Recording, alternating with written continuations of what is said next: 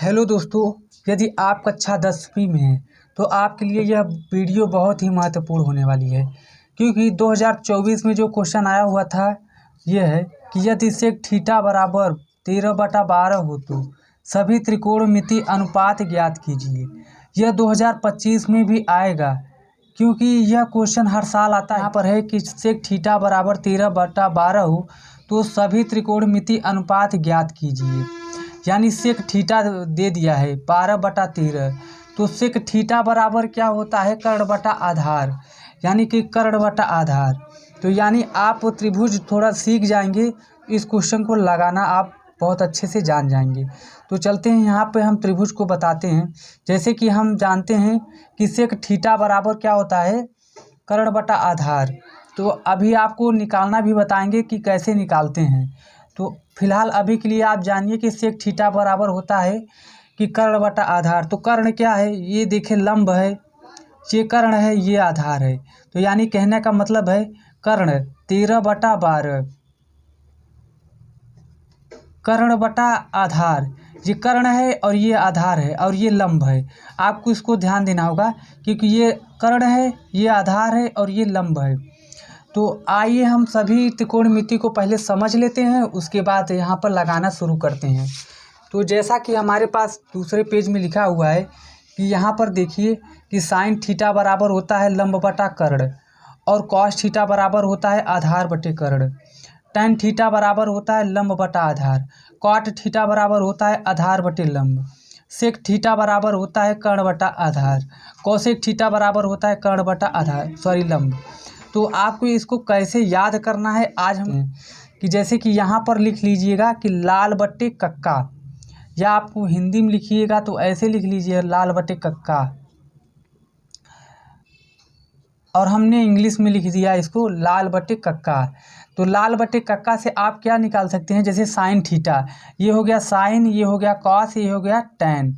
फिर यहाँ नीचे से देखेंगे ऊपर की तरफ, तो यहाँ पे कॉट सेक और कॉसेक, यानी कि यहाँ साइन ही इसको बोलेंगे साइन, इसको बोलेंगे कॉस, इसको बोलेंगे टैन, इसको बोलेंगे कॉट, इसको बोलेंगे सेक, इसको बोलेंगे कॉसेक। कर्ण कैसे निकालते हैं, जैसे कि यहाँ लंब बटा कर्ण, यानी साइन थीटा इसको बोलेंगे तो साइन थीटा का मान क्या होता है, लंब बटा कर्ण, तो इसलिए लंब बटा कर्ण। यहाँ पे कॉस थीटा के लिए क्या लिख देंगे, आधार बटे कर्ण, तो यहाँ पे आधार बटे कर्ण, इसीलिए लंब बटा आधार हो जाएगा टेन का लंब बटा आधार। या कॉट थीटा हो जाएगा, यहाँ उल्टा हो जाएगा, यानी कि आधार बटे कर्ण हो जाएगा। फिर उसके बाद कॉट के बाद सेक का हो जाएगा कर्ण बटा आधार, कर्ण बटा आधार। उसके बाद कॉसेक हो जाएगा कर्ण बटा लंब। यानी कि आप 3 याद कर लेते हैं, 3 का उल्टा हो जाएगा, यानी 3 आप याद कर लेंगे तो आपको 6 फार्मूला याद हो जाएगा। क्योंकि जैसे यहाँ पे साइन थीटा का फार्मूला हो लंब बटा कर्ण हो जाएगा, तो यहाँ पे कॉसेक थीटा है कर्ण बटा लंब, यानी उल्टा। तो आई होप यह फार्मूला आप जान गए होंगे। तो चलते हैं क्वेश्चन को लगाते हैं। इतना जानने के बाद अब आप ये क्वेश्चन बहुत आसानी से लगा लेंगे। तो आइए पहले हम यहाँ पर लिख लेते हैं कि सेक थीटा बराबर, यहाँ पे है 13/12, तो हमारे पास केवल सेक थीटा है यहाँ पे।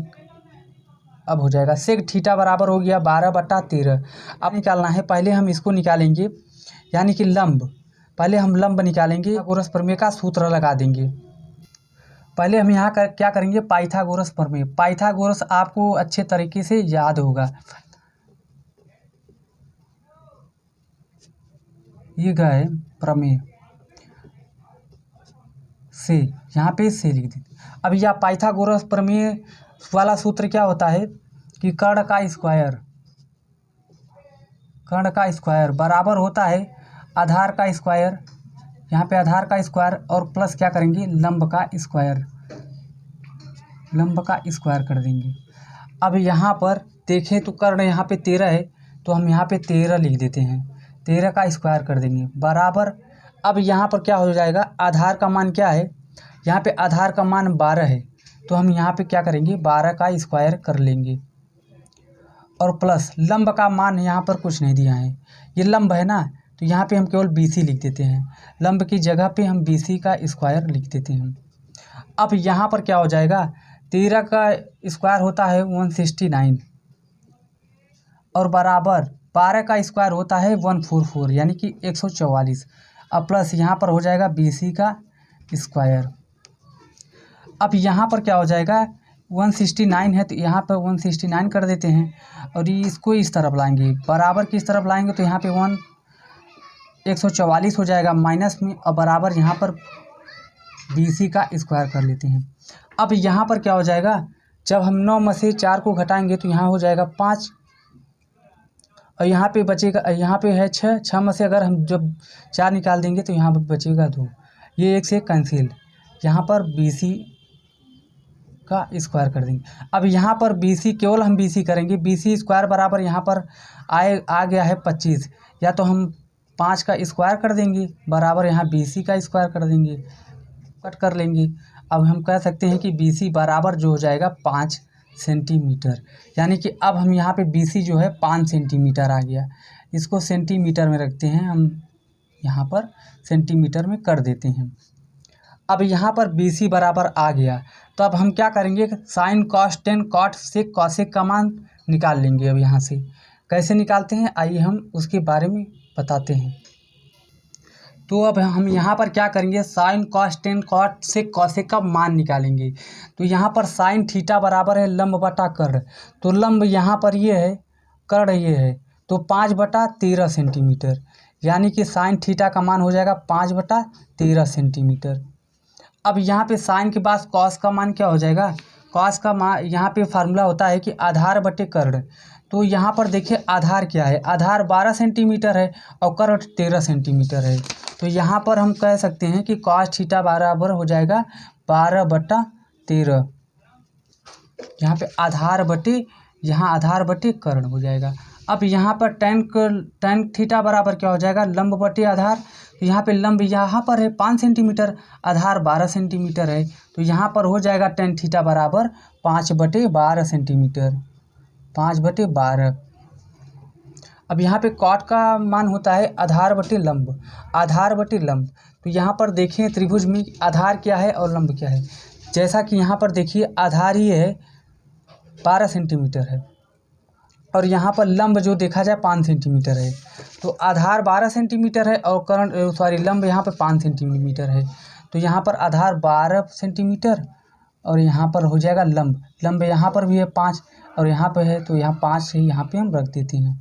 अब इतना हमको 3 जान चुके होंगे, तब यहाँ पर हम उल्टा कर देंगे, हो जाएगा यानी कि इस तरीके से। कर्ण का मान अगर हम देखें तो यहाँ पर पहले हम रख चुके हैं, कर्ण का मान है यहाँ पर 13, तो हम यहाँ पर 13 कर देंगे। अब बटा यहाँ पे आधार का मान है 12, तो हम यहाँ पे 13/12 कर लेंगे। अब यहाँ कॉसेक का मान होता है कि कर्ण बटा लंब, तो कर्ण क्या है, यहाँ पे कर्ण 13 और यहाँ पे लंब, यहाँ पे कर्ण 13 हो जाएगा और लंब यहाँ पर 5 सेंटीमीटर। यानी कि इस तरीके से आप सभी क्वेश्चन को कर सकते हैं। ये 5 नंबर का क्वेश्चन आता है, तो आप इसको ज़रूर पूरा देख कर जाइएगा। और हमारी वीडियो आपको अच्छी लगी है तो लाइक ज़रूर करिएगा और अपने दोस्तों के पास भी इस वीडियो को ज़रूर शेयर करें। और पहली बार जुड़े हैं तो हमारे चैनल को सब्सक्राइब जरूर करना। मिलेंगे नेक्स्ट वीडियो में। थैंक यू, जय हिंद।